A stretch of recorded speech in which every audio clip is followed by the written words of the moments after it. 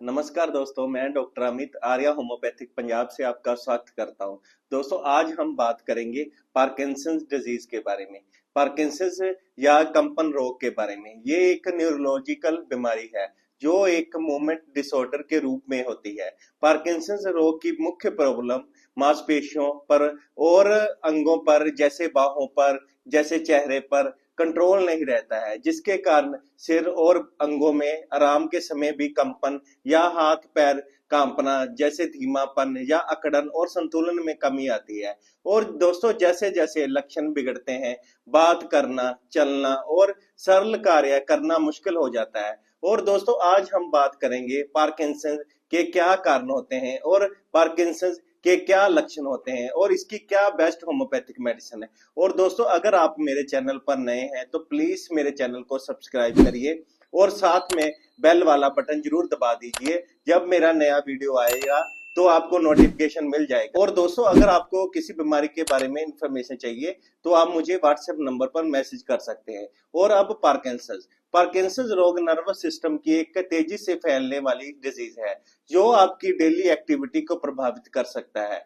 और ये धीरे धीरे विकसित होता है। ये रोग कभी कभी केवल एक हाथ में होने वाले कंपन के साथ शुरू होता है, लेकिन जब ये कपकपी पार्किंसंस रोग का जो सबसे मुख्य संकेत बन जाती है तो ये विकार अकड़न या धीमी गतिविधि का कारण भी बनता है। पार्किंसंस रोग के शुरुआती लक्षणों में आपके चेहरे के हाव भाव कम या खत्म हो सकते हैं, या चलते समय आपकी बाजुएं हिलना बंद हो सकती हैं। आपकी आवाज धीमी या स्पष्ट हो सकती है। समय के साथ पार्किंसंस बीमारी के बढ़ने के कारण लक्षण गंभीर हो जाते हैं। और पार्किंसंस रोग के लक्षणों में इस रोग के लक्षण और संकेत हर व्यक्ति में भिन्न हो सकते हैं। शुरुआती संकेत कम हो सकते हैं और आसानी से किसी का ध्यान अपनी तरफ आकर्षित नहीं करते हैं। इसके लक्षण अक्सर आपके शरीर के एक तरफ के हिस्से पर दिखने शुरू हो जाते हैं और स्थिति बहुत खराब हो जाती है। इसके बाद पूरा शरीर लक्षणों से प्रभावित होने लगता है।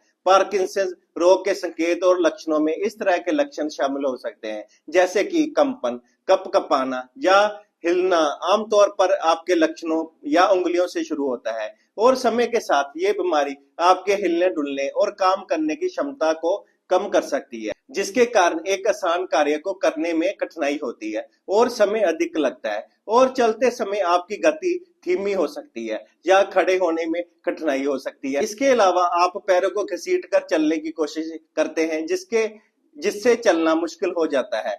आपके शरीर के किसी भी हिस्से में मांसपेशियों में अकड़न हो सकती है। कठोर मांसपेशियां आपकी गति को सीमित कर सकती है और दर्द का कारण बनती हैं। पार्किंसंस रोग के परिणाम स्वरूप बिगड़ी हुई मुद्रा और संतुलन के कारण आपका शरीर झुक सकता है और असंतुलन की समस्या हो सकती है।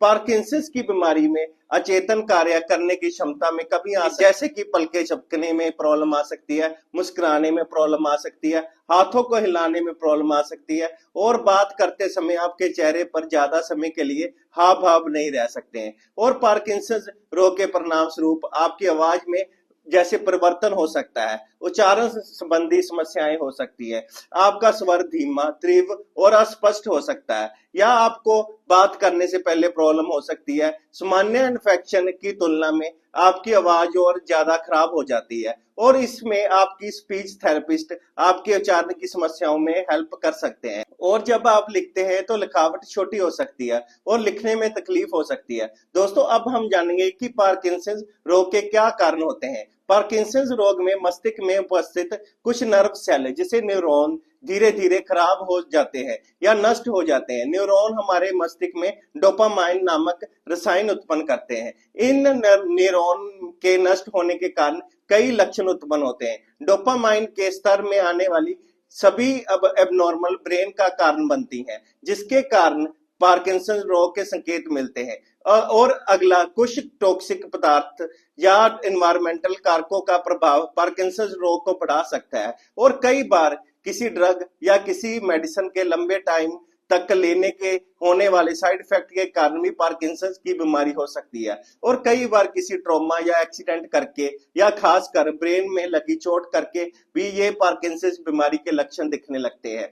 और कई केसेस में ब्रेन में ट्यूमर या ब्रेन में गांठ के करके भी पार्किंसंस की बीमारी के लक्षण दिखने लगते हैं। और पार्किंसंस की बीमारी में आमतौर पर ये बढ़ती उम्र में, जैसे कि जिनकी उम्र 60 वर्ष से ऊपर है, उनमें पार्किंसंस की बीमारी ज्यादा देखी जाती है। और कई लोगों में ये जेनेटिक कारण करके या जिनकी माता पिता को ये प्रॉब्लम रही हो, उनमें भी पार्किंसंस की बीमारी की प्रॉब्लम आ सकती है। महिलाओं की तुलना में पुरुषों में पार्किंसंस की बीमारी ज्यादा देखी जाती है। अब हम जानेंगे पार्किंसंस के लिए ट्रीटमेंट के बारे में। होम्योपैथी में पार्किंसंस का बहुत बढ़िया ट्रीटमेंट है। अगर हम होम्योपैथी लक्षण के आधार पर होम्योपैथी डॉक्टर से मेडिसिन लेते हैं तो ये बीमारी को हम कम कर सकते हैं। जो पहली होम्योपैथिक मेडिसिन है कोस्टिकम 30। कोस्टिकम पार्किंसंस रोग के इलाज के लिए सबसे अच्छी दवा है। ये अधिक स्टिफनेस वाले रोगियों के लिए बढ़िया मेडिसिन है। मांसपेशियां सख्त हो जाती हैं, जिससे शरीर में बहुत ज्यादा अकड़न हो जाती है और निचले अंगों और पीठ की मांसपेशियों में बहुत ज्यादा स्टिफ हो जाती हैं। ऐसे रोगियों को चलते समय संतुलन बनाए रखने में बहुत ज्यादा कठिनाई होती है। वह धीरे धीरे चलते हैं लेकिन आसानी से गिरने की प्रवृत्ति रखते हैं। इसकी 2-2 बूंदे सुबह शाम 1 महीने तक लेनी चाहिए।